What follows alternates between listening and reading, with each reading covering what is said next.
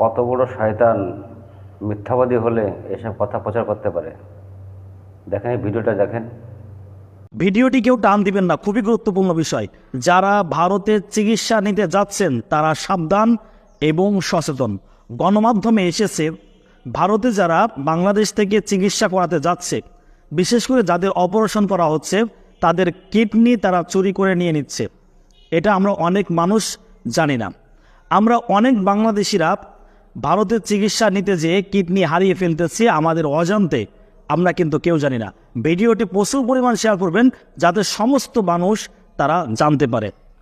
দেখেন, খেলা নিয়ে বলে সে ব্যাপার আলাদা, খেলার মধ্যে বলতে পারে, কিন্তু একটা দেশ নিয়ে এই যে মিথ্যা কথা বলছে,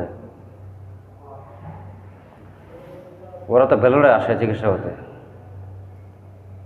আমাদের দেশ কখনো মানা করেছে? দেখেন বাংলাদেশের মৌলবাদীরা কী ধরনের কথাবার্তা বলে। এটা আমাদের প্রধানমন্ত্রী, আমাদের মাননীয় মুখ্যমন্ত্রী, এদের যে কোনো স্টেপ নেওয়া দরকার। কারণ এতে তো অ্যাকচুয়ালি দেশের তো বদনাম, আর আমরা যারা ভারতবাসী তারাও এইসব খবর শুনে নিজেদের অপমান বোধ করি। বাংলাদেশের লোক কত বড় খারাপ তোলে দেখুন, কত বড় মিথ্যা কথা ছড়াচ্ছে। আমাদের দেশে চিকিৎসা করতে আসলে থেকে আমরা কিডনি বের করে নিই। তোদের কে আসতে বলেছে এখানে?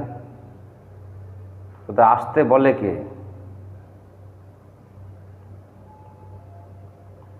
দেখেন, শেয়ার করে ছড়িয়ে দিন।